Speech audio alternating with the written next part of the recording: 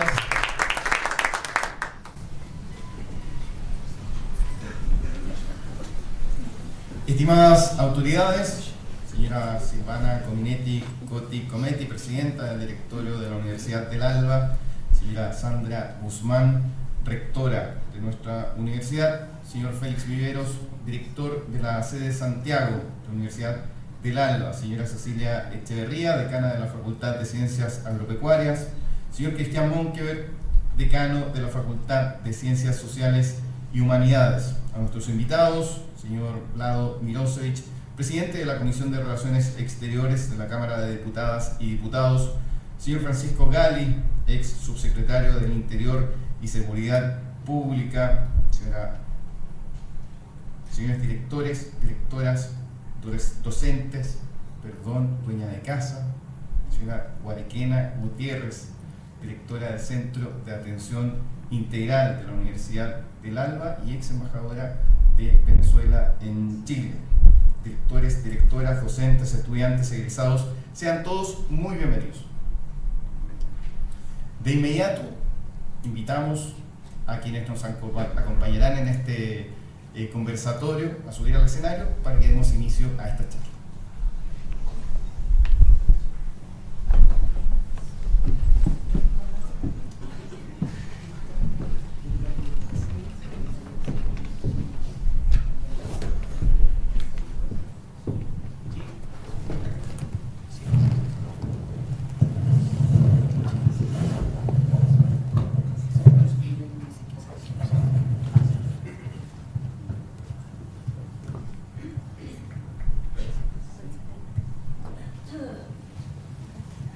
Ya, ahora me cambio de rol, me doy la bienvenida a mí mismo.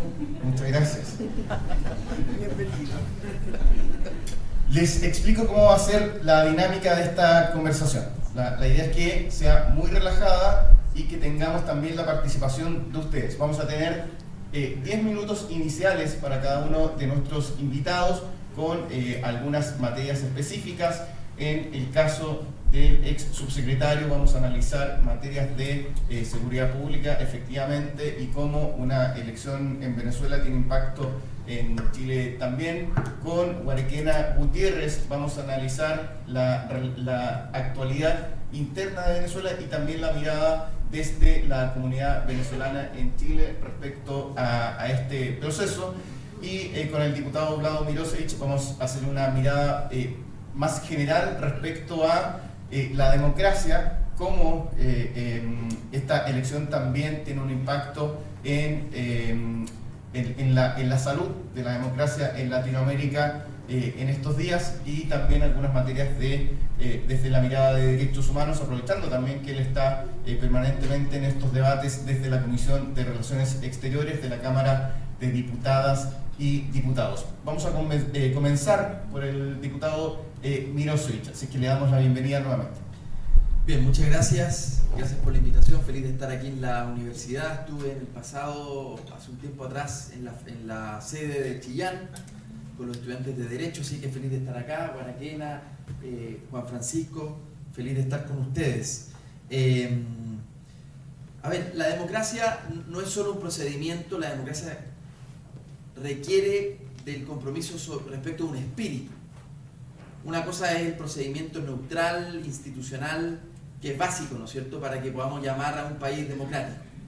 Eso es una dimensión, pero otra dimensión es que aquellos actores que participan de ese engranaje institucional y de esos procedimientos fríos y establecidos e imparciales comprometan un cierto espíritu de convivencia cívica.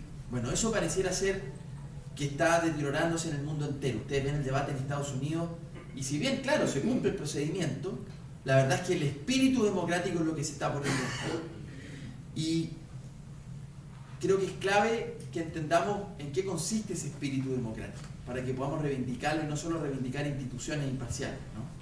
Eso es lo primero que me gustaría decir. La democracia, además, ha vivido olas en el mundo. La democracia es hay que decirlo, una idea bastante reciente de la humanidad.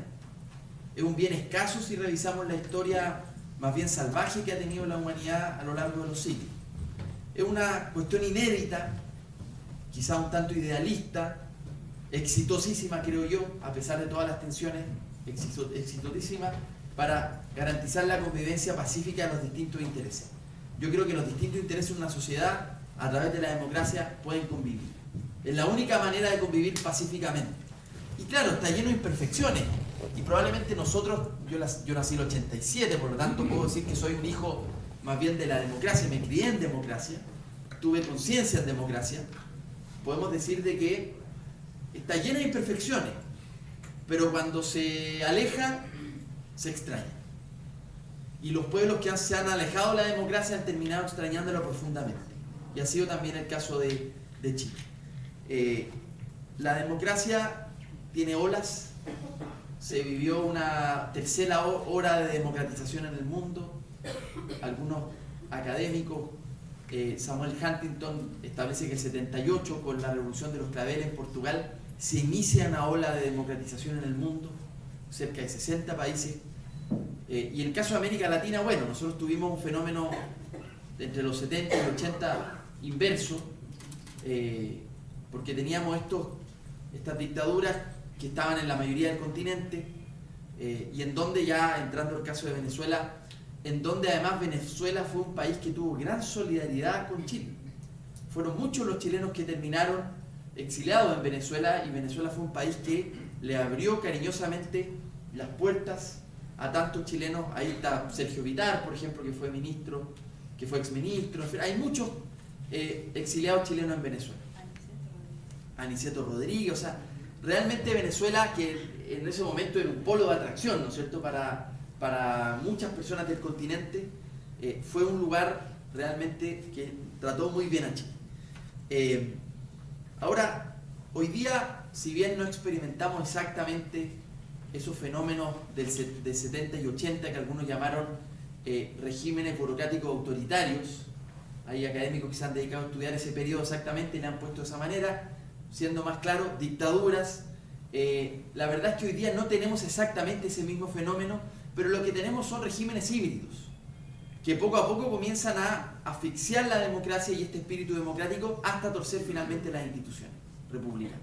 Y en el caso venezolano es bastante nítido esto. Yo recuerdo la primera noticia grande que recibió el mundo respecto de la crisis democrática, tenía que ver con, no sé si fue 2006 o 2007, Guaraquena, cuando la oposición dijo: nosotros no vamos a competir en las elecciones. 2005. Para mí esa fue una primera noticia que yo dije: aquí hay algo raro. Es decir, un presidente que llega a través de las elecciones al gobierno, pero que estando ahí no tiene ningún compromiso por cumplir el espíritu democrático. Ya que en el 2005 la oposición haya dicho nos restamos, que entiendo luego con el paso del tiempo se hizo una conclusión bastante crítica de esa decisión, porque lo único que hizo eso fue profundizar una mayoría política del chavismo que terminó al final no solo torciendo el espíritu de la democracia, sino que torciendo las instituciones mismas y controlándolas todas.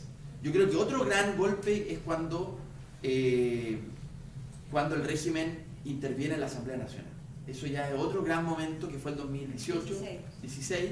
Llega un momento donde ya esa intervención es claramente, nítidamente, una demostración de que no había separación de los poderes del Estado y que el Ejecutivo no tenía ninguna intención de respetar esa separación de los poderes del Estado.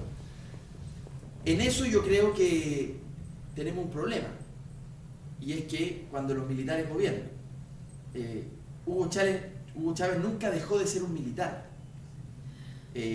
nunca tuvo un compromiso con el espíritu democrático verdaderamente, más allá de utilizar las elecciones para poder llegar al poder, con abiertas mentiras por lo demás, porque está lleno de entrevistas donde él negaba lo que terminó haciendo derechamente, ¿no? Y bueno, lamentablemente en América Latina, que algunos llaman somos un continente salvaje, en muchas dimensiones lo somos, lamentablemente, con una historia de caudillismo, de populismo, no solo de demagogia, sino que de populismos, que es una cuestión todavía más compleja que la demagogia, porque la demagogia, pueden haber muchos liderazgos demagógicos, pero otra cosa es el populismo, ¿no? Y bueno, creo que ese es uno de los males de América Latina que está bastante extendido. A mí me tocó, por decir algunas de estas cosas, yo hace al menos 10 años, vengo diciendo estas cosas respecto del régimen chavista. Y el 2018 me tocó renunciar a la misma presidencia que estoy hoy día, de Relaciones Exteriores, de esa comisión, precisamente porque en mis denuncias permanentes a un sector político le incomodó lo suficiente como para presionarme, intentar acallar, y yo dije, yo prefiero renunciar a quedarme callado respecto a estos puntos.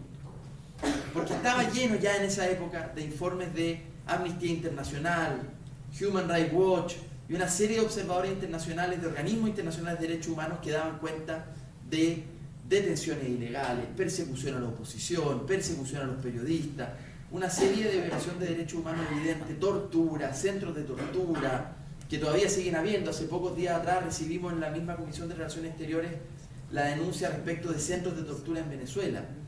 Realmente una brutalidad. Creo que es un deber político y moral hacer esta denuncia. Pero creo que hay que problematizar el hecho de que militares llegan al poder, incluso democráticamente. Aunque pueden ser electos, la verdad es que han demostrado en la historia reciente de que están alejados del espíritu democrático. Y muchas veces terminan torciendo ese espíritu y finalmente la institución. Bueno, respecto a estas elecciones, y voy terminando porque era simplemente una introducción, yo espero sinceramente que podamos observar, por el bien del pueblo venezolano y también por el bien del resto de América Latina, una transición hacia la democracia. Una transición que no va a ser fácil en caso de que se gane y que se respeten los resultados, una transición que va a estar lleno de dificultades, de piedras, y van a, en caso de reconocer el resultado, como decía el hijo de Maduro en una entrevista en el diario El País hace poco, que ellos reconocerían el resultado, estará por verse, pero en caso de que así sea, incluso van a seguir siendo un poder relevante, porque el aparato estatal está absolutamente capturado por ellos. Por lo tanto, aunque cambie el gobierno, esa transición va a tomar un buen tiempo. Y quizás la experiencia de la transición chilena, con todas sus luces y sombras, puede servir de ejemplo, ¿no? Probablemente pueda servir de ejemplo para lo que sea esa transición democrática, que por el bien del pueblo venezolano, pero también de toda América Latina, ya me imagino que Juan Francisco hablará sobre eso, sobre la ola migratoria, esperemos realmente se dé esa transición democrática, y no tengo ninguna duda, como también fue en el caso chileno, que el mundo va a apoyar el gobierno de transición, porque en el caso chileno el mundo ayudó para que le fuera bien a los gobiernos democráticos, porque de eso dependía no volver atrás. Y yo estoy seguro que todo el mundo va a colaborar con que a ese gobierno le vaya bien, con que sea un país que retome la inversión, retome el empleo, que tenga mejores condiciones de vida, porque de eso depende no volver atrás, ¿no? Este populismo autoritario que ha producido tanto daño. Muchas gracias. Muchas gracias, diputado. Justo en el tiempo bien que habíamos planificado. Así que doblemente bien. Fue de chiripa nomás.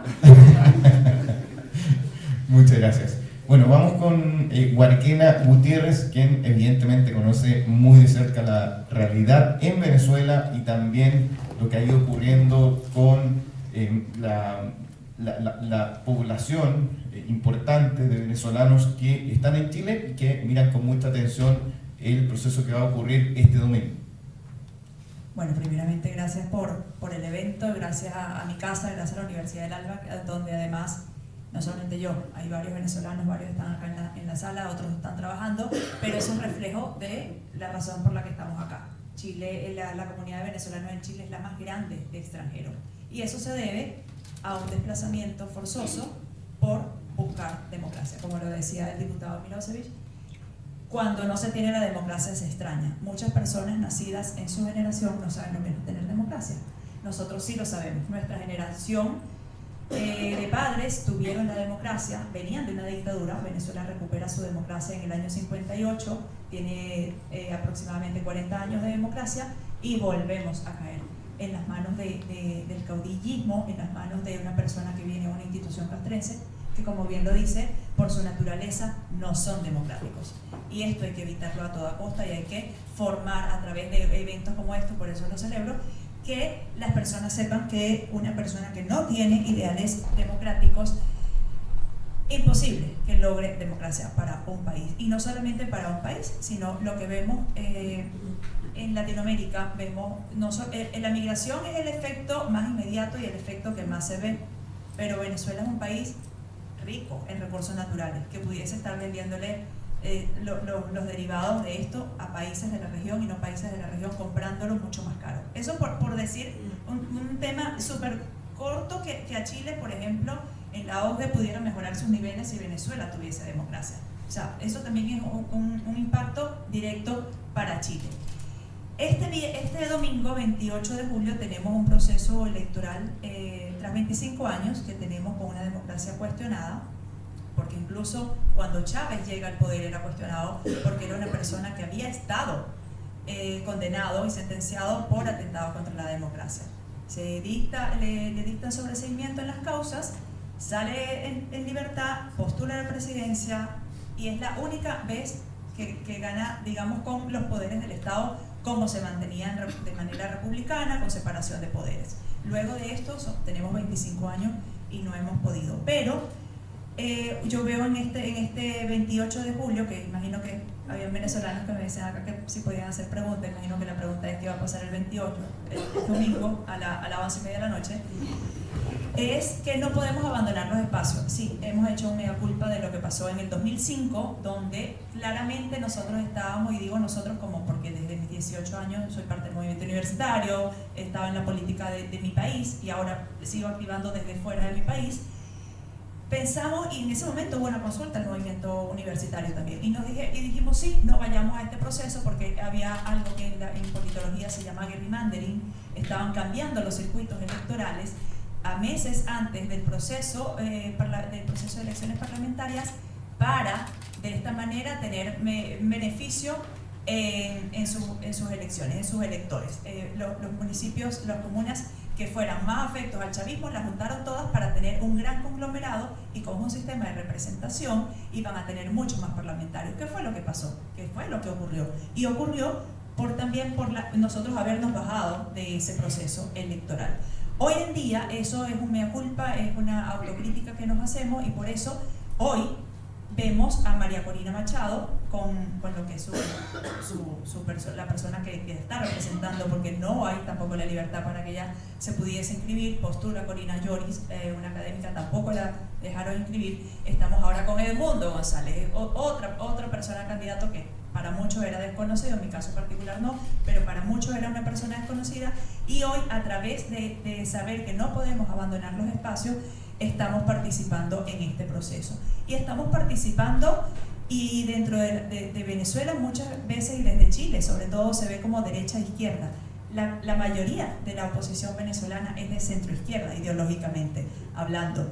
Y sin embargo, María Corina es un corte más liberal. Esta otra persona que hoy en día tiene el tercer peso más importante político dentro de Venezuela, que es Nelson Solórzano, un partido de centro derecha, miembro de la UPLA. Y hoy en día se entendió que teníamos que ir juntos. Y yo creo que eso en torno a la restitución de la democracia en Chile y este plebiscito del 88, que también entendieron muchas fuerzas que tenían que ir juntas, es un proceso de madurez político-social al cual estamos llegando. Y yo creo que dentro de la sociología política se está viendo que también vimos en el Zulia, para los que son del Zulia, que sé que hay mucho porque la mayoría del estado Zulia se vino a Chile, vimos a un gobernador que es el gobernador del estado Zulia, Manuel Rosales, vemos a Edmundo, vemos a Juan Pablo Guanipa, que es de otro partido, del partido de Capriles, vemos también a María Corina y vemos a Edmundo, todos en un mismo camión donde se estaba haciendo una caravana para lo que era el cierre de campaña en el estado Zulia, la última gira de María Corina y de Edmundo en el estado Zulia.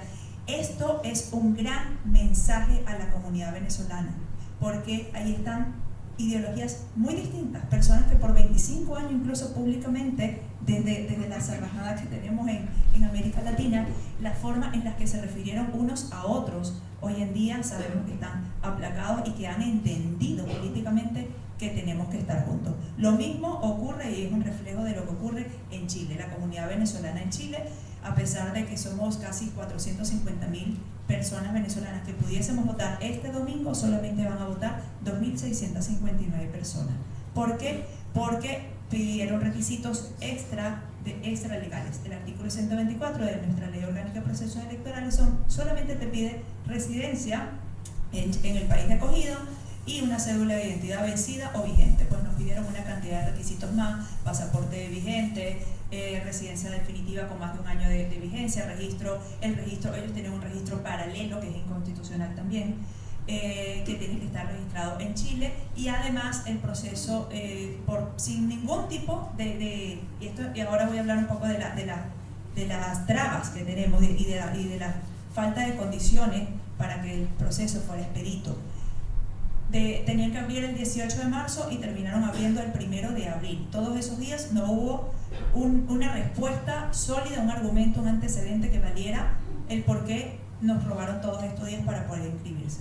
Siendo la comunidad más grande de extranjeros en Chile, y siendo Chile un país largo, un país donde las distancias no es lo mismo venir de Providencia a Santiago que de Punta Arenas o de Arica. Entonces las personas tenían que pedir 2 días de permiso de trabajo para poder inscribirse en el único consulado que tenemos nosotros, y era de manera presencial. Hoy en día, cuando vemos en Chile, en contraste, como vemos acá una ley de transformación digital del Estado, nosotros seguimos haciendo estos procesos de manera manual. Y esto es a propósito, no es que sea un tema de falta de actualización digital en Venezuela. Vemos estas situaciones, por esa es la razón que fuera de Venezuela casi 4,5 millones de venezolanos hubiésemos podido votar y solamente van a votar 69.800 personas. Esa es una de las razones estoy hablando del voto en el exterior. En el voto dentro de Venezuela también las personas hicieron cambio de estado, de dirección, de una región a otra. Esos cambios no fueron actualizados en su totalidad. Venezuela es un país donde hoy en día no hay benzina. Porque dejamos de producir benzina, incluso se está comprando a Colombia o a Brasil en zonas fronterizas. Para nosotros, que la benzina siempre tenía un costo de $2-3 por litro, hoy en día está cerca de $100, lo que llaman la pimpina, que es parte de lo que estamos haciendo, tratando de aportar desde afuera, mandarles el dinero para que puedan comprar la gasolina para ese día, para el transporte, para la logística. Me preguntaba antes el diputado que si la oposición va a tener algún tipo de reparo entre el resultado que diga el CNE, que es nuestro CERVEL, y el resultado que tengamos en ese día, para el 28 de la noche. No, la trampa no está en ese día que tengamos la diferencia de votos. La trampa, o más que trampa, es abuso de poder, hay algo que se llama, así como a ustedes les llegó la denuncia de centros de tortura clandestinos, también siempre hay una realidad. El Estado venezolano ha sacado todo un Estado paralelo en el cual operan ellos. ¿A qué me refiero con esto? Así como hay centros de tortura clandestinos, hay centros de votación itinerantes. Estos centros salen, los constituyen 48 horas antes del proceso electoral, bajo el resguardo de la defensa del voto de las personas para llegar a zonas rurales. Y esos centros que los constituyen 48 horas antes no tienen los apoderados como corresponde, que son los testigos para nosotros, no tienen las personas, tienes que revisar 48 horas antes en la página web del Servicio Nacional del CERVEL, lo que es para nosotros el CNE, para saber dónde vas a votar. Es itinerante, o sea, no está constituido, se constituye 48 horas antes. Eso tiene un cúmulo de votos que allí sí puede estar lo que nosotros podríamos decir lo que es el fraude. Sin embargo, María Corina viene de constituir una fundación que se llama, una ONG que se llama Súmate. Vamos a tener un conteo paralelo a lo que es el CNE, y eso también sé que hubo una experiencia en Chile para el plebiscito del 88, donde también todos los apoderados tenían un registro de cuántos fueron los votos por centro electoral. Así que de manera que cuando el CNE diga a las 11 o 12 de la noche, incluso nuestros resultados del primer boletín puede salir a la 1 o 2 de la mañana, porque por 25 años lo hemos visto así. Si hay algún tipo de irregularidad, ellos tienen que demostrar ante el mundo, y que por primera vez también nosotros tenemos apoderados en todos los centros, excepto los itinerantes que no sabemos dónde están, pero tienen que decir dónde fue el fraude, dónde está la diferencia de votos. Eso es lo que nosotros esperamos para este 28 de julio. El componente militar es una pregunta que siempre está sobre la mesa. Los militares los van a apoyar. Venezuela tiene 2.000 generales. Tienen más generales que Estados Unidos, que tiene 900. O sea, obviamente los rangos altos de la Fuerza Armada venezolana está a favor del régimen, porque, lo voy a decir coloquialmente, han robado muchísimo, pero más que robado muchísimo es que en Venezuela se asignan, por ejemplo, las minas del oro se asignan de acuerdo a la cantidad de soles que tenga un general. Entonces por eso llaman el cartel de los soles, y también no solamente para el oro, también para el narcotráfico, la Fuerza Armada venezolana trabaja con el Ejército de Liberación de Colombia y con la Fuerza Armada Revolucionaria de Colombia. Todo esto hace lo que el narcotráfico solamente es el cartel de los soles, y pasan por territorio venezolano sin tener ningún tipo de legalidad en nada del proceso, tanto la extracción de oro como el procesamiento de cocaína y otras drogas que también salen desde Venezuela, amparados por nuestra Fuerza Armada Nacional. Entonces, obviamente los rangos altos no van a estar a favor de la ciudadanía, pero los rangos medios, aquellos que no han podido tener una mejoría en la institución castrense como tal, la institución adentro, la meritocracia, todo esto que ellos estudiaron, es parte de, como también ustedes vivieron, la democracia, cuando volvieron a una institución que los representara, una institución donde ellos podían subir de jerarquía, de rango. En Venezuela, para subir de rango tienes que tener una militancia dentro del PSV, que es el Partido Socialista Unido de Venezuela, el cual el presidente es Diosdado Cabello, personaje que todos conocemos. Y nosotros sí creemos que los rangos medios, incluso, esto me hago responsable por lo que voy a decir, pero no voy a decir nombre, hay militares en Chile que fueron compañeros de armas del teniente Ojeda. Y estas personas me dicen lo mismo, me dicen, hay mucho descontento dentro de los cuarteles. Los rangos medios, los rangos bajos, los que son sargentos, soldados, rasos, hay mucho descontento porque estas personas también viven con $30 al mes.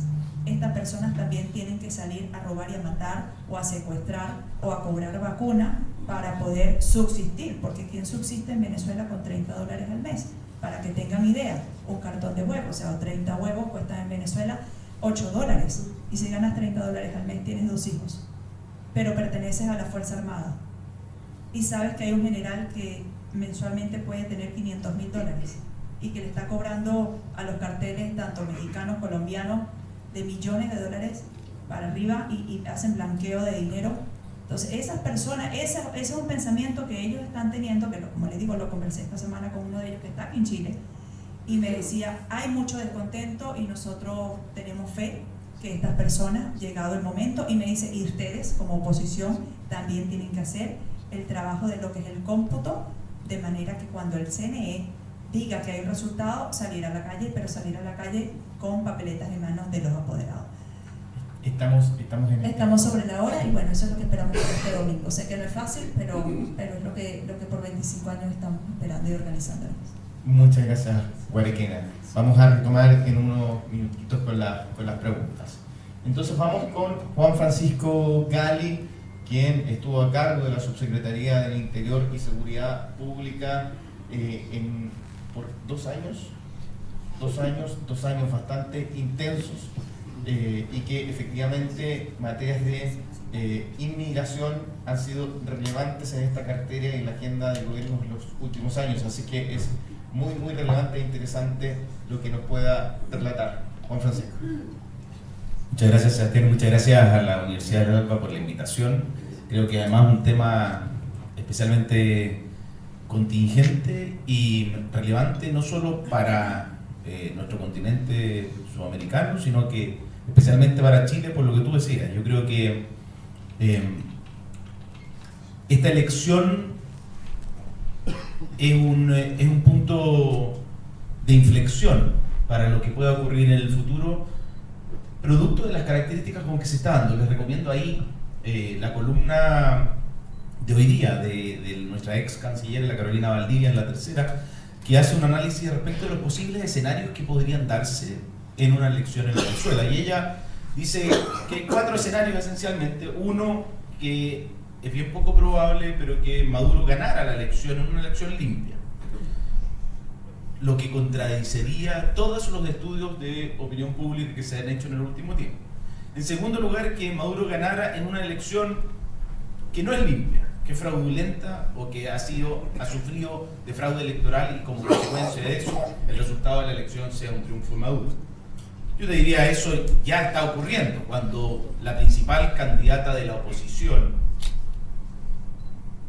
no se le permite inscribirse para siquiera competir.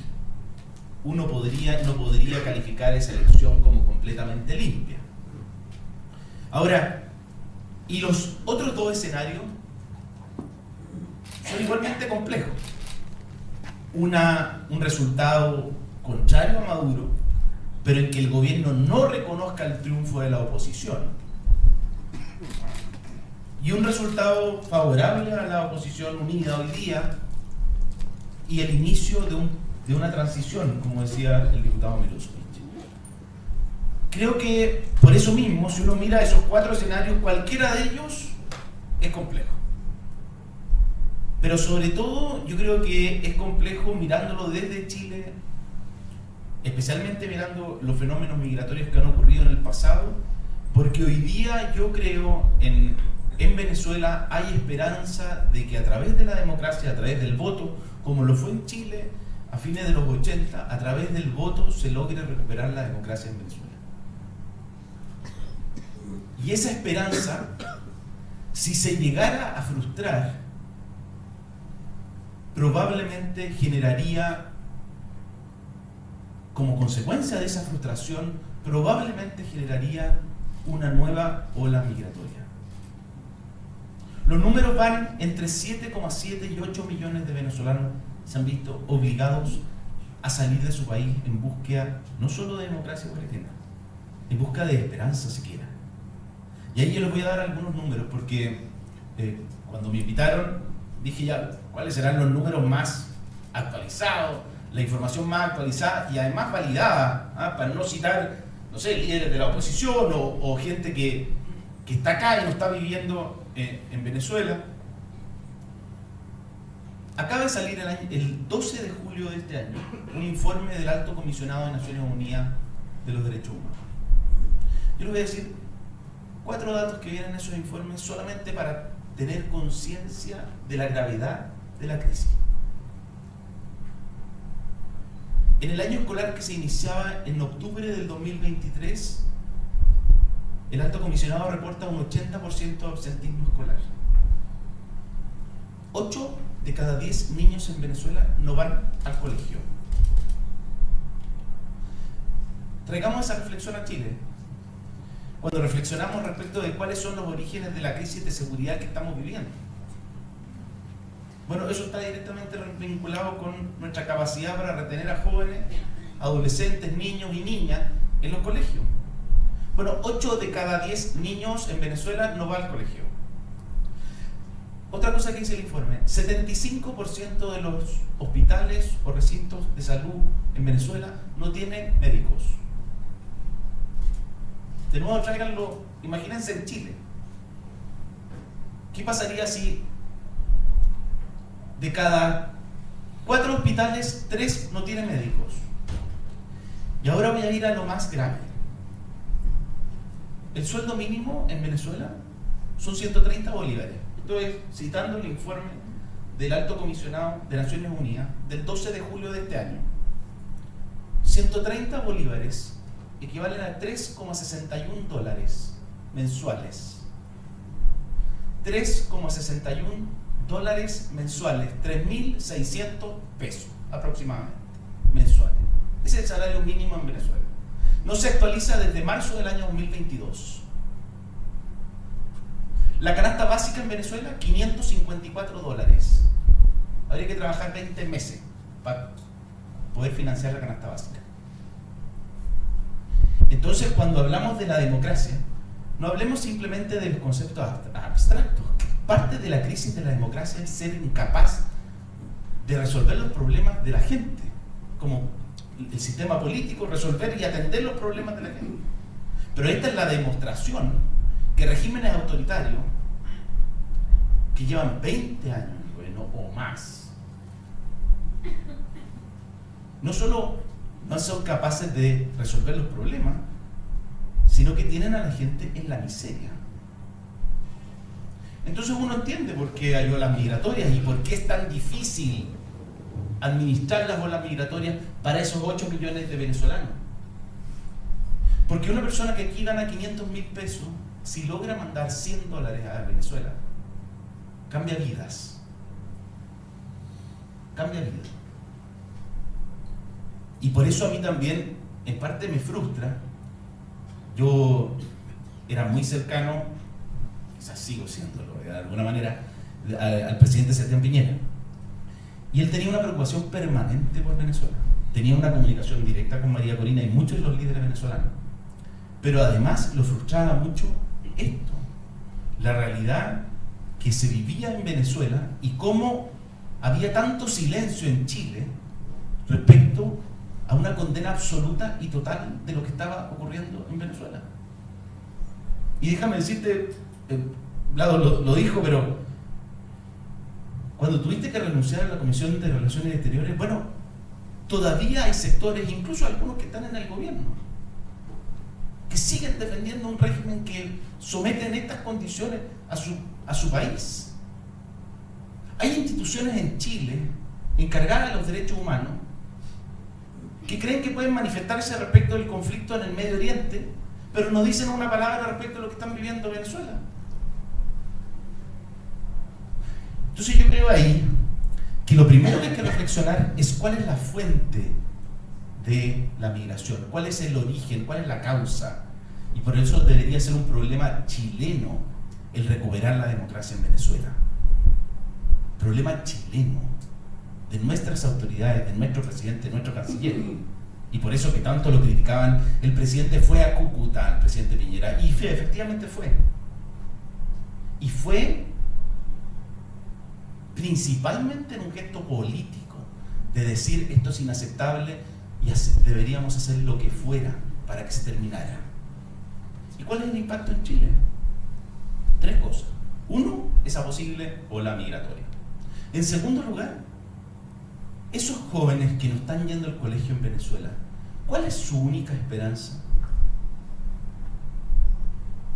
Si no van al colegio, si no tienen educación, si no tienen esperanza de vida, ¿cuál es la alternativa?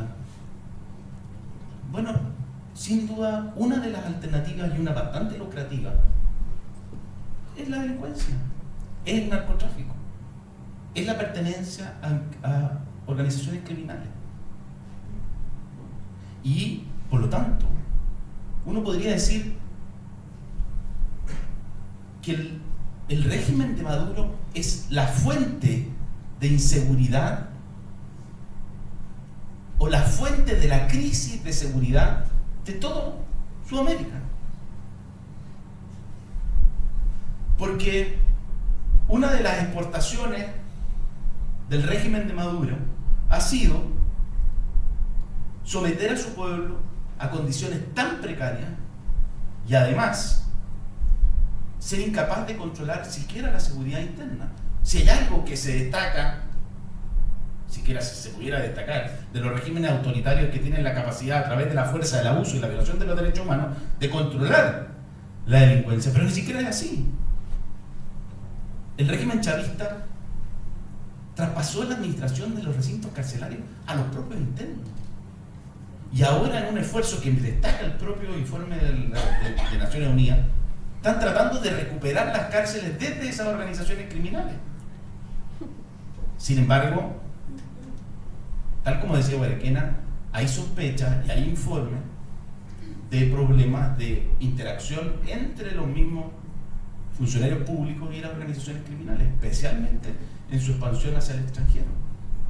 Entonces, yo creo que ahí uno debería tener una posición muchísimo más fuerte desde Chile, por dos razones, que es un poquito lo que les he tratado de transmitir. Una razón de convicciones, de defensa de la democracia y de solidaridad con el pueblo venezolano que está sometido a este tipo de condiciones. Pero si ustedes quieren, también una segunda razón, de conveniencia. Porque Chile hoy día, y no solo los ciudadanos chilenos, también los ciudadanos venezolanos que hoy día residen en Chile, están sufriendo las consecuencias de una criminalidad organizada que tiene en parte su fuente en organizaciones criminales que nacieron en Tocorón, que nacieron en Venezuela. Es decir, la incapacidad de control. No quiero ni siquiera decir que la connivencia o las relaciones espurias que pudieran haber entre el Estado venezolano y este tipo de organizaciones, pero ya la ausencia de control siquiera tiene un impacto para el resto de Sudamérica. Y hoy día estamos viviendo una crisis de seguridad y estamos viviendo una crisis de la democracia. Ambas cosas se ven muy claramente reflejadas en Venezuela. Y esa es la importancia del resultado de la elección de este domingo, porque un triunfo de la oposición que permitiera generar esperanza al pueblo venezolano de un cambio y una recuperación de la democracia puede tener consecuencias muy positivas para todo el continente. Lo contrario, el triunfo o la continuidad de un régimen autoritario como el régimen de Maduro puede generar una intensificación de las olas migratorias, una consolidación de la crisis de seguridad y, por lo tanto, una ampliación de la crisis que está viviendo nuestras democracias en el resto del continente. Así que esa era mi reflexión. Muchas gracias al ex subsecretario del Interior, Juan Francisco Gay. ¿Cómo vamos a seguir ahora? Vamos a tener rondas de respuestas de 2 minutos por cada uno de nuestros invitados, invitada. Vamos a tener una pregunta inicial a propósito de su exposición y luego vamos a elegir 3 preguntas del público. Las 3 las vamos a hacer de una sola vez para que justamente las puedan atender cada uno en conjunto. Una pregunta que esta es más bien un tanto impuesta para Víctor Rojas, nuestro investigador del Observatorio Social, que ayer estuvo en Radio Cooperativa en la tarde, lo que queda del día, analizando justamente la elección de Venezuela, así que lo hemos designado voluntariamente, digamos, para tener una pregunta. Entonces, a propósito de su exposición, una primera pregunta doble, ¿ya? Que ahí la exigencia es que nos puedan contestar en 2 minutos cada uno. Por un lado, todos han mencionado efectivamente la relevancia de la mirada chilena respecto a la situación venezolana. Pero, en concreto, ¿qué puede hacer Chile al respecto, tanto en materia política como en regularización o control y atender el fenómeno de la criminalidad? Eso por un lado. Y otra que puede ser quizás una pregunta incómoda, pero que por estos días está en el ambiente y está en el debate en cada una de las coaliciones, en el oficialismo y en la oposición, es si el Estado chileno debe reconocer o no la validez de las elecciones del próximo domingo. Comenzamos esta vez al revés, con el propio Juan Francisco. A ver, yo te diría, creo que el rol que puede cumplir Chile a esta altura, digamos, es solamente de garantizar que la presión internacional, y creo que eso está ocurriendo, creo que las expresiones de gobierno de izquierda frente a las declaraciones del presidente Maduro del baño de sangre que pudiera ocurrir como consecuencia del resultado de las elecciones, creo que la reacción en general de las fuerzas políticas ha sido correcta. A mí me hubiera gustado, sí, una postura mucho más de avanzada. El presidente Boric en eso ha tenido una agenda internacional bastante intensa y él tiene una postura y tiene una voz. Me gustaría escuchar su voz. Como hemos escuchado la de Lula, como hemos escuchado la de Alberto Fernández, creo que en esto Chile debería, especialmente por la población venezolana que vive en Chile, por la incertidumbre que vive y además por las consecuencias que puede tener para Chile el resultado de la elección, deberíamos tener una presencia mucho más activa de nuestras autoridades. Ahora, creo que hay autoridades chilenas que van a ir a Venezuela como observadores. Yo entiendo que el senador Felipe Kast van autoridades nuestras que van a ser de observadores y yo entiendo además que el gobierno en esto ha tenido una postura bastante consistente de defensa de la democracia y de oposición a las violaciones de los derechos humanos en Venezuela. Si el problema ahí es la tensión interna, ¿no es cierto? Que hay ciertas fuerzas dentro del gobierno que siguen solidarizando con el régimen chavista. ¿Qué puede hacer Chile? Bueno, primeramente estar atento el Estado chileno, y todo digo el Estado chileno en sus distintos poderes, representado aquí uno en la Cámara, el apoyo al proceso electoral el 28, que cuando el CNE dé el primer boletín, preguntar también a todas las fuerzas que estén en Venezuela y que ustedes tengan contacto, como Estado digo, ¿cómo fue el proceso? Lo que me preguntaba justamente antes, ustedes van a estar de acuerdo con lo que diga el CNE, es esas diferencias, manifestarlas, publicarlas, porque en Venezuela, además, era corto el tiempo para decirlo, seguramente, y se amenaza, ya lo dijo Maduro, que puede haber un apagón y una caída de las redes sociales. Entonces no vamos a tener comunicación, es lo más probable. Ya lo hicieron un experimento en el 2019 donde hubo 7 días de apagón en el país. Posiblemente, así como dijo lo del baño de sangre, dijo que puede venir una caída del internet. Eso se puede hacer desde Chile, desde el nivel comunicacional, porque rústicamente hasta eso necesitamos.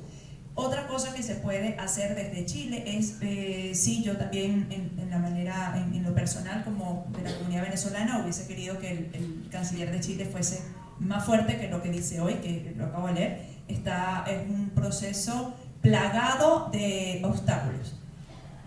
Entiendo que tiene que ser diplomático, pero esto no es plagado de obstáculos, esto es minado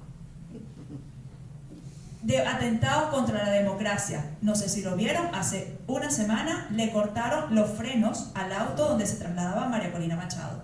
O sea, atentaron contra su vida y contra el equipo. Esto no es que esté plagado de obstáculos, esto está minado y está demostrado cómo quieren atentar contra las personas. Solamente el martes en el estado Zulia hubo 40 detenidos del equipo que estaba en el evento para la actividad que se estaba haciendo en el Zulia, a las cuales les quitaron sus cédulas de identidad. Esas 40 personas no van a poder votar el 28 de julio, el domingo.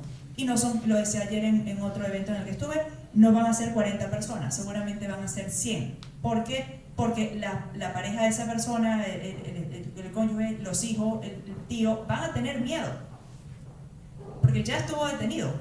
Lo soltaron a 28, los demás siguen detenidos, y a los que liberaron les quitaron la cédula de identidad. Y eso es un mensaje claramente de miedo.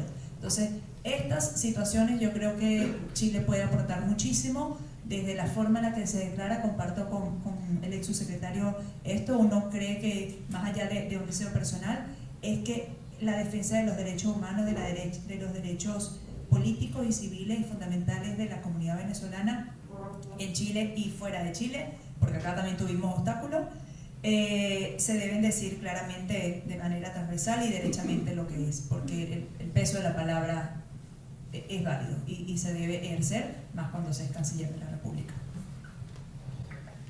Bueno, yo creo que hay un hecho que es bien determinante y que marca la pauta, creo yo, también para los gobiernos. Y es que cuando María Corina la inhabilitan, ella pudo haber dicho esta elección está viciada. Sin embargo, tomó una decisión distinta. Ella tomó la decisión de decir, voy a apoyar al candidato, pongámonos de acuerdo en quién es el sucesor, porque ella había ganado una primaria, recuerdan, con 10 millones de votos, era la candidata absolutamente legítima para ser la candidata opositora. Pero cuando le prohíben competir, hay un acuerdo respecto de este candidato que además yo entiendo, respecto de González, no iba a ser candidato, era una especie como de, le llaman como candidato tapado, ¿no? Como palo blanco. Lo ponen en el registro electoral, pero bajo el objetivo no de que terminara siendo candidato realmente. Era como por, ¿no?, cuidar el puesto, o sea, por un por número de cédula, por cuidar un claro, puesto. porque en el fondo lo podían reemplazar luego por otro.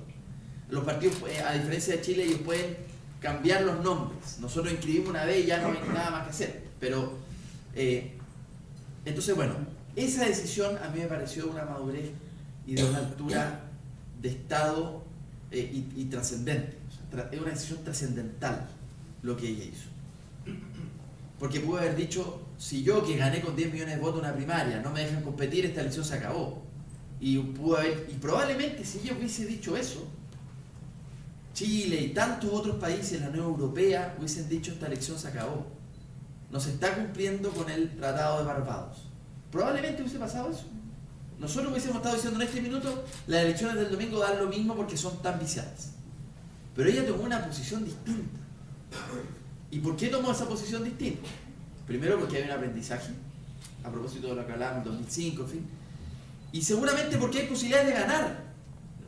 Entonces, ¿por qué vamos a declarar viciada una elección que se puede ganar? ¿Cuántas tentaciones hubo en Chile de declarar viciada el plebiscito del 88?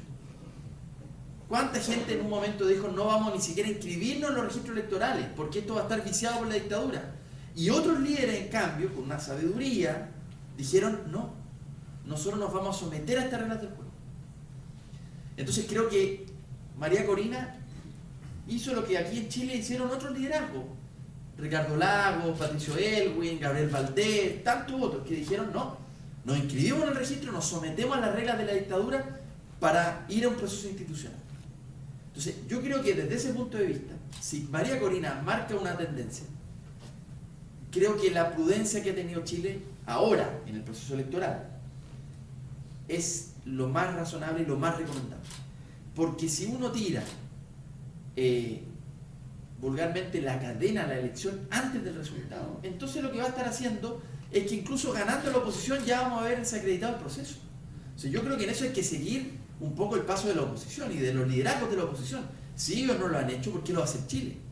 Ahora, me parece que quizás donde Chile más puede ayudar, sinceramente, y yo creo que en esto el presidente Boric y todo ha estado súper claro, ha tenido una posición sistemática, consistente en los foros internacionales, de denunciar, y eso ha traído costos naturalmente. Esos costos algunos son públicos, otros no son tan públicos, pero que ha traído costos, y el presidente se ha mantenido consistente. Donde Chile puede ayudar, yo creo, es sobre todo en asesorar sobre lo que fue la transición chilena. Yo creo que hay gente que experimentó, no fue mi caso, que experimentó en Chile la transición de centro izquierda y centro derecha, que pueden colaborar con consejos sabios a la actual oposición. Yo creo que eso puede ser útil, porque ellos termino con esto, van a tener preguntas gordas que no sé cómo van a resolver, es un asunto de ellos, pero son preguntas gordas. Primera pregunta, ¿van a respetar la institucionalidad heredada del régimen o no? ¿Cuál es la reforma institucional que van a hacer? En el caso chileno, se dijo, mira, nosotros nos sometemos a al inscribirse en el registro electoral, lo que se estaba haciendo en ese acto era, con eso, aprobar toda la calendarización institucional de 1980 en adelante, que había dicho la dictadura. Y aprobar entonces y aceptar con eso la propia constitución de la dictadura. Ese fue un camino que se tomó en Chile. Se dijo, miren, estas son las reglas del juego, nosotros queremos volver a la democracia, las aceptaremos. Pinochet se quedó 8 años más en la jefatura del ejército. Es decir, es una pregunta gorda respecto a la institucionalidad heredada. ¿Van a empujar una reforma? ¿De qué manera? ¿Cuál es la correlación de fuerza en la Asamblea Nacional para poder hacer una reforma o no? Ya. Y segundo, y termino, me están mirando feo, renovación de las Fuerzas Armadas. Renovación de las Fuerzas Armadas. ¿Qué van a hacer con eso? Tienen ahí un problema gigantesco. Porque la Fuerza Armada, esto es un gobierno militar, esto es una dictadura militar. Es una dictadura militar, está sustentada en eso. Por lo tanto, ahí va a haber una pregunta corta. Y por último, la agilidad del Estado que va a tener el gobierno democrático, porque el aparato institucional no va a seguir respondiendo políticamente. Por eso también, perdón, termino, la distancia electoral es tan importante. Porque si la distancia es como muestra la encuesta, 20, 30 puntos, probablemente ese aparato institucional va a haber dicho ya, se inició la transición y esta transición llegó para quedarse. Si el resultado es más estrecho, van a estar atemorizados, van a decir a la vuelta de la esquina vuelven estos canallas de nuevo. Entonces voy a seguir respondiendo al jefe político anterior. Bueno, ahí hay 3 preguntas gordas de la transición que yo no tengo, sinceramente, carajo idea cómo se responden, pero creo que en Chile, centro izquierda y centro derecha que experimentaron y pactaron la transición pueden ayudar. Diputado, clarísimo el análisis previo, escuchar a la oposición venezolana desde el domingo en la noche y hacia el lunes, la historia evidentemente o el análisis podría ser distinto. Por tanto, va a haber una nueva, o debería haber una nueva evaluación respecto a cómo se produjo el proceso, respecto a reconocer o no esta elección. Sí, absolutamente. Primero me gustan las advertencias de Lula y de Fernández respecto de esto. Me parecen que son muy necesarias. Hay que decir en esto además que en América Latina no hay una izquierda, a pesar de que quizás la propaganda pretende homologarla. Lula no es Chávez y hay una gran diferencia. Y en esto creo que, y particularmente Fernández, que se había mantenido, que tampoco es Chávez, Fernández, pero que se había mantenido en una posición un poco más cercana. Ellos dicen en su justificación para poder influir en el régimen. No tengo idea si será cierto o no, pero es una posición de cierta complicidad, no complicidad, pero cercanía de tal manera de tener un diálogo. Ya. Pero que esos 2 tipos de liderazgos progresistas en América Latina le digan lo que le dicen a Maduro antes de la elección es un muy buen indicador. Y naturalmente que después de la elección, y según lo que digan los observadores internacionales, según lo que diga la oposición, va a marcar la pauta probablemente de la reacción que tenga que tomar Chile. Tomar una reacción anterior, yo en eso estoy con Van Claveren, creo que es preferible. Aquí está la oportunidad en 25 años de sacar a estos sinvergüenzas del poder. Ahora, esa oportunidad se puede frustrar en el último minuto, ¿de acuerdo? Pero por eso que hay que ser cauto y hay que ver también la pauta de lo que va a decir la oposición y lo que va a decir la propia evidencia, ¿no? El ministro de Defensa de Maduro, su hijo, ayer decían declaraciones que algo esperanza. Ahora, aquí no se les puede creer nada, ese es el problema, pero bueno, vamos a ver. Yo creo que hay que ser cauto y probablemente ese domingo en la noche podremos tener un giro o no.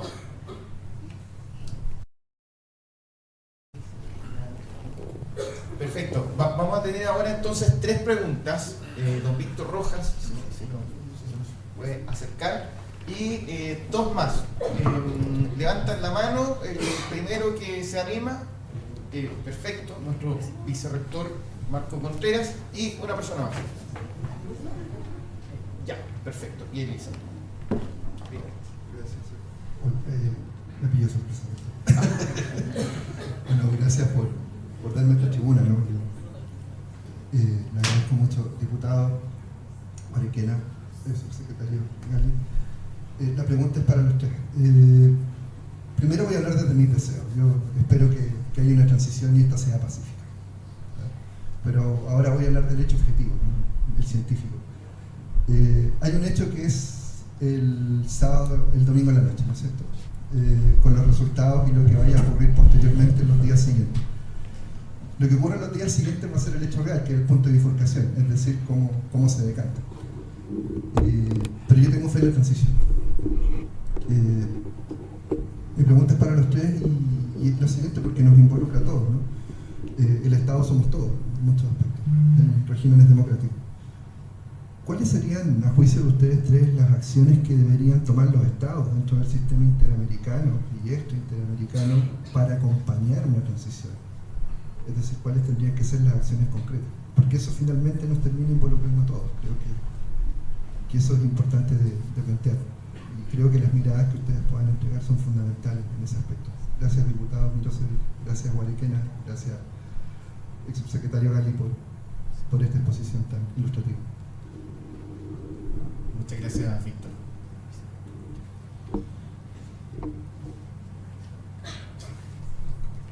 Hola,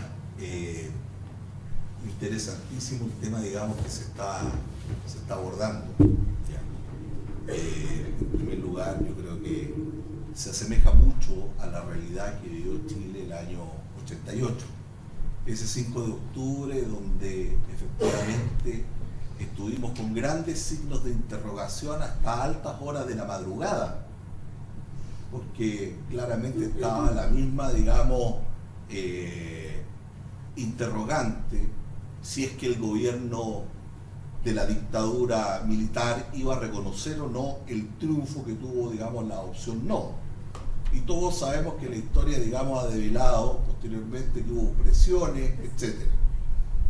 Creo que la comunidad internacional y los ojos del mundo ayudaron mucho a que Chile pudiera esa noche reconciliarse y tomar nuevamente el camino de la democracia. Fueron los ojos del mundo los que ayudaron a advertir, digamos, de que en definitiva no se podía desconocer la voluntad soberana, digamos, del pueblo de Chile. Hoy día la sociedad claramente y el mundo entero ¿ya? Tiene que tener la misma claridad, así como estamos hoy día condenando el genocidio que se ve en la Palestina, en la Franja de Gaza, cosas que nos llaman la atención, que se dio también ayer un poco estupefacto, como el Congreso de Estados Unidos recibe a Netanyahu, que se dio de una manera poco clara, sabiendo, digamos, lo que está sucediendo. En ese sentido, la pregunta también, digamos, es para los tres. ¿Qué reacción esperan ustedes de las autoridades chilenas en el caso que ante una flagrante intromisión del Estado en los resultados se vean afectada, digamos, la voluntad soberana, en este caso del pueblo venezolano, al cual particularmente solidarizamos con él, ¿ya? Y deseamos que ojalá, así Dios lo permita, el día domingo en la noche se reencuentre con la democracia y con la prosperidad que siempre Dios nos ha acompañado en cada cambio.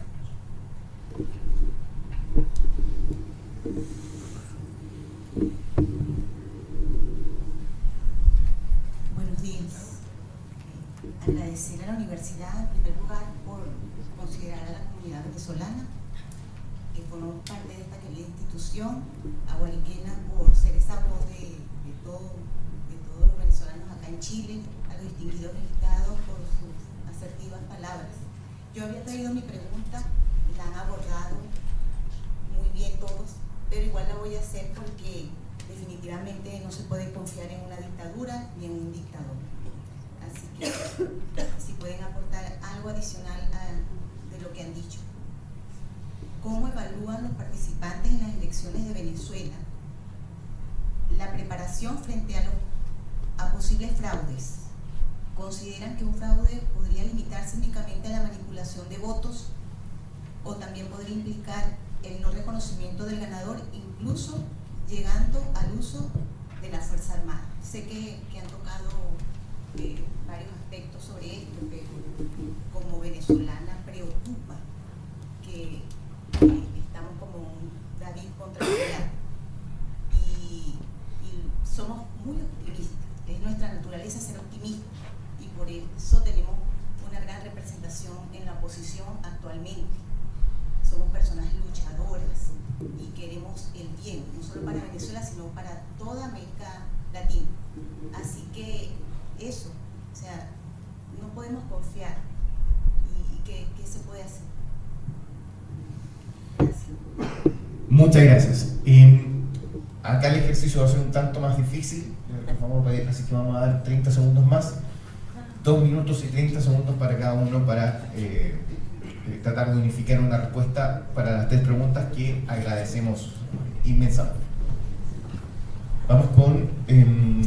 partamos finalmente con Juan Francisco y hacemos la misma ronda. Juan Francisco, Guariquena y el diputado Mirosevic. Yo no estaba chateando, estaba anotando las preguntas. Oye, yo coincido con el diputado Mirosevic en la oportunidad y la prudencia que hay que tener en esta última fase de la carrera, ¿no es cierto? Porque yo coincido en que son muchas las semejanzas, pero hay algunas diferencias muy relevantes con el proceso chileno. En primer lugar, algo que conversábamos antes con la rectora, la expectativa era distinta. Al general Pinochet lo tenían convencido de que tenía alguna opción de triunfo en el plebiscito. Yo creo que eso difícilmente está hoy día en la cabeza de las autoridades venezolanas, y eso implica una amenaza muy concreta. En segundo lugar, todo el avance en materia de investigación de crímenes y violación a los derechos humanos no solo en el mundo, sino que en Latinoamérica, y por lo tanto la amenaza del avance de la causa ante la Corte Penal Internacional en contra de Maduro implica una amenaza que podría forzarlo a tomar medidas de fuerza para evitar esa penalización. Y yo creo que en eso han sido muy prudentes. Edmundo González ha dicho que en la transición eso va a ser algo que va a estar encima de la mesa y no necesariamente va a haber una persecución internacional en contra de Maduro. Creo que eso es prudente de hacerlo ahora, porque si no lo fuerzan a utilizar todos los medios lícitos e ilícitos para mantenerse en el poder, porque la alternativa en caso de perder una elección es la cárcel internacional y la persecución internacional. Frente a eso, creo que Maduro no tiene más que defraudar la elección y forzar, aunque pierda, forzar el mantenimiento de su gobierno por la fuerza en el poder. La tercera diferencia es las redes sociales y las fake news. Estamos en una época en que no vamos a saber en realidad qué es lo que está ocurriendo. Vamos a tener información de distintas fuentes muy contradictorias. Y vamos a tener, para los que estuvimos en Chile, vamos a tener a Telesur, a Hispan TV, a RT, a los medios afiliados al régimen de Maduro, el apoyo del gobierno iraní, incluso el gobierno ruso, en lo que ya conocemos, en un bombardeo de información de lo que está ocurriendo en Venezuela. Entonces, esta reacción que todos esperamos, ¿no es cierto?, muy razonable, frente a cualquier denuncia de fraude, la verdad es que no es tan fácil, porque vamos a tener un bombardeo de información de distintos medios de comunicación respecto de lo que está ocurriendo en Venezuela. Y lamentablemente, el gobierno venezolano no ha permitido la presencia de observadores europeos. Hace poco tiempo, eso también estaba en el informe de Naciones Unidas que fue comentado, expulsó a todos los miembros del Alto Comisionado de Naciones Unidas para la protección de los derechos humanos, y por lo tanto la fiabilidad de la información que provenga desde Venezuela es dudosa. Y ahí yo creo, y traspaso un poco la carga, ¿no es cierto?, guarequena, y a la comunidad acá, los que tengan gente allá, más que transmitir medios de comunicación, ojalá pudieran transmitir vivencias, videos de lo que está ocurriendo realmente. Y lo que sí uno esperaría es que el gobierno al menos tuviera un escenario planificado de una explosión de violencia como consecuencia de los resultados de la elección y cómo vamos a reaccionar frente a eso. Porque algo hablábamos también, la reacción de, por ejemplo, el régimen de Pinochet al 88 no fue inmediata, y lo que empezó a ocurrir ahí es que se empezó a postergar la entrega de la información. Es famosa, ¿no es cierto?, la vocería del entonces subsecretario del Interior, cuando se empezaba a postergar la entrega de información. ¿Cuál va a ser la reacción de la población, de la oposición, del gobierno, cuando se empieza a postergar y no lleguemos a la 1 de la mañana, Guarequena, lleguemos a las 2, 3, lleguemos a las 7 de la mañana, amanezca el día siguiente, el lunes, y no se sepa el resultado de la elección? Eso puede ocurrir. ¿Qué va a pasar? Aquí hubo un general Matei que dijo, mira, los números están claros, se acabó, la elección se perdió. Pero también había un general que fue a presentarse frente al general Pinochet y le dijo, estamos en condiciones de desplegarnos. Entonces, ¿quién va a ser Matei en la elección en Venezuela? ¿Quién va a ser el que va a ir y va a decir, Maduro perdió a la 1 de la mañana, 1 y media de la mañana, y digas, se acabó, aquí se inicia la transición en Venezuela? Yo creo que hay que pensar en eso, hombre. Y es importante que se piense cuál va a ser la voz autorizada para desmentir la fake news y decir, se acabó el régimen chavista de Maduro. La voz autorizada para decir se acabó la fake news no es así. Delsa Solórzano nosotros tenemos una figura que se llama representante ante la Junta Nacional Electoral, que es la persona que está dentro del CNE por cada candidato, y esa persona es la autorizada para dar esta información o para decir, son las 2 de la mañana, no se ha totalizado ninguna mesa, porque puede ser. Se llama Delsa Solórzano, como les dije, es la persona de más peso porque está representando esto dentro del CERVEL, fue ella la comisionada. Así que nosotros vamos a tener, esto lo digo para efectos también de los medios logísticos y también de los políticos chilenos y de aquella persona que quiera saber, vamos a tener una sala situacional casada con Caracas para esto, en la Comunidad de Providencia, en la parroquia que está, la más cercana, que está en Plaza Pedro de Valdivia, Metro Inés de Suárez. Hay una parroquia, conseguimos ahí un espacio para tener el contacto directo con Caracas. ¿Qué está pasando? Que nos pasen videos, dejaron entrar a los apoderados, dónde está María Corina, a quién se ha llevado preso, porque todo esto va a ocurrir ese día. Pero más, la pregunta era, la primera pregunta de Víctor, me voy a responder esa. Incluso Edmundo González ha propuesto una ley de amnistía, porque... Y yo sé que esto, en buen chileno, esto da dolor de espalda. A los venezolanos se nos hace un nudo en el estómago cuando tú me dices que Maduro no va a pagar los crímenes que cometió. Cuando me dices que Diosdado Cabello, una figura muy repudiada, yo puedo decir que creo que incluso tiene más rechazo que Maduro, te van a decir que no, que se va a ir a Rusia, o se va a ir a China, a Turquía, o incluso a Estados Unidos, o a España. Nosotros tenemos un dictador de ideología de derecha, que fue Marcos Pérez Jiménez, que se fue a Madrid, y ahí pasó sus últimos días en un barrio lujoso de Madrid. Y su Diosdado Cabello fue Pedro Estrada, su jefe de seguridad, torturador, y la misma figura que Diosdado Cabello, murió en otro lujoso barrio de la ciudad de París, en Francia. Y no pagaron los delitos. Pero eso sí, eso costó la democracia de los 40 años en Venezuela.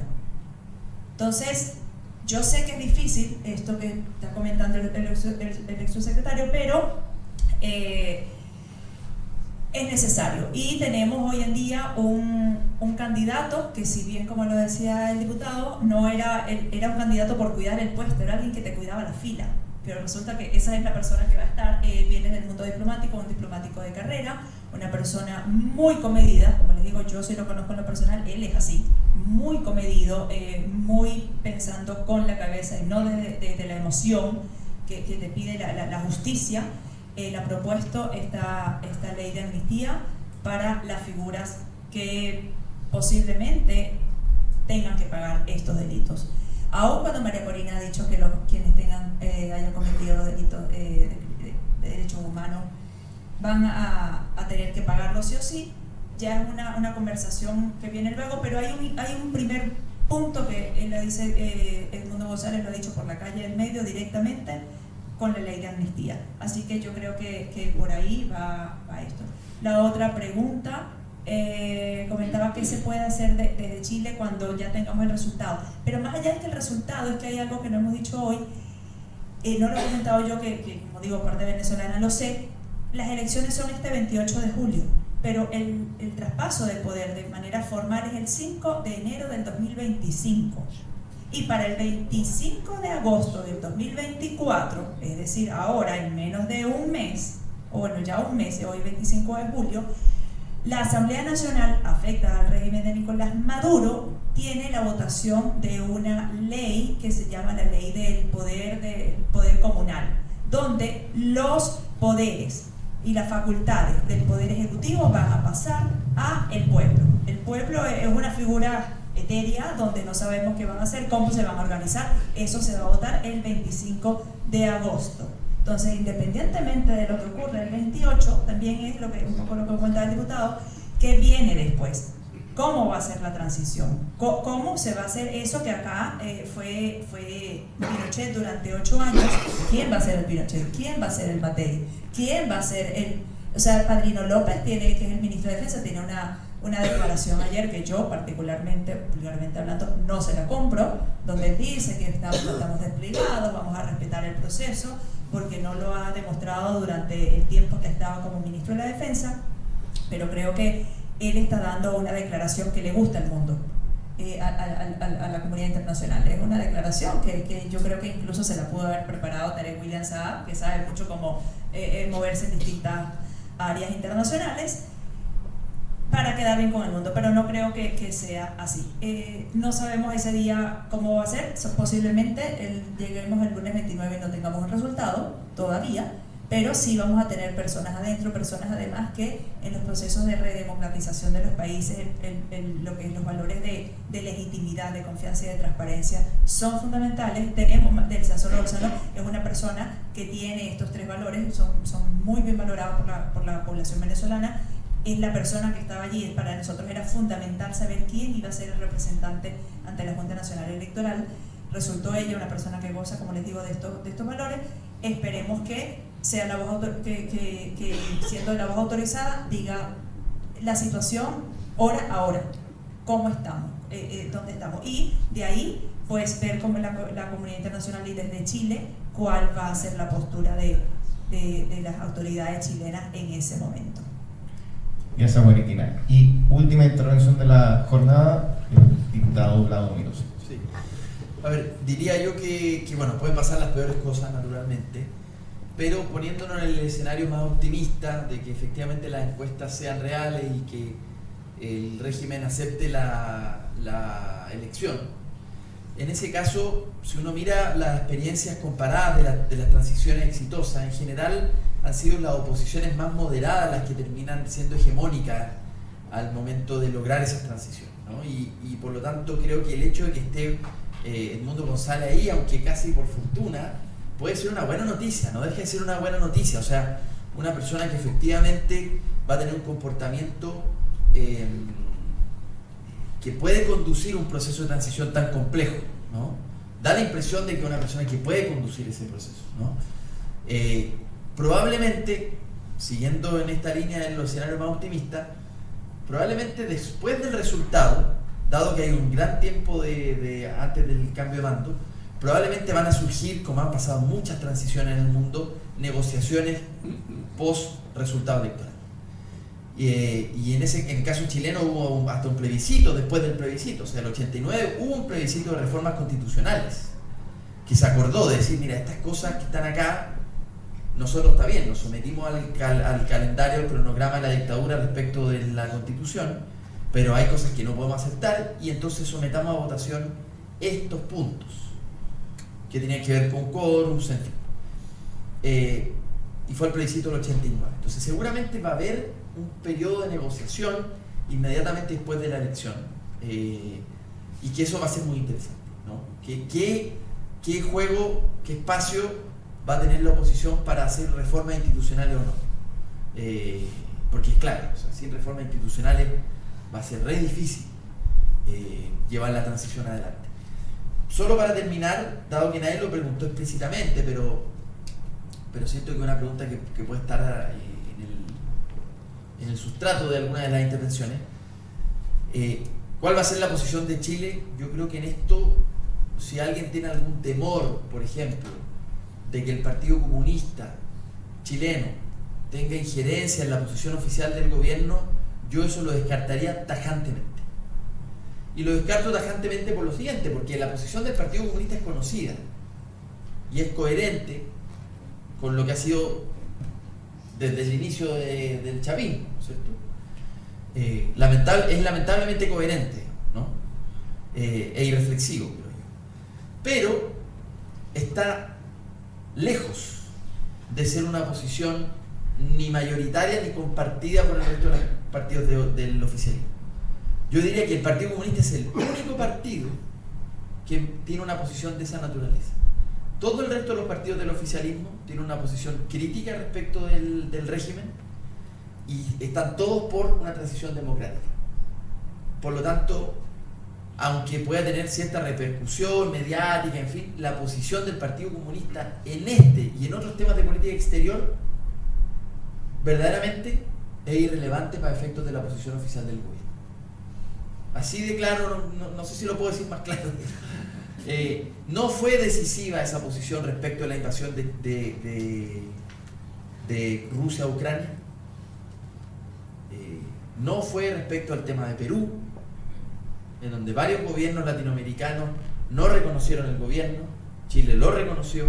O sea, Chile ha tenido en esto varias ocasiones donde se ha desmarcado de ciertas posiciones a nivel latinoamericano. Por lo tanto, descartémoslo de plano. No va a ser gravitante, aunque una posición de ellos, y está bien, son parte del gobierno, está bien, pero no es gravitante para efectos de definir la política exterior. No lo es. Perfecto, clarísimos los tres, tremendas intervenciones que agradecemos y les brindamos por supuesto un gran aplauso.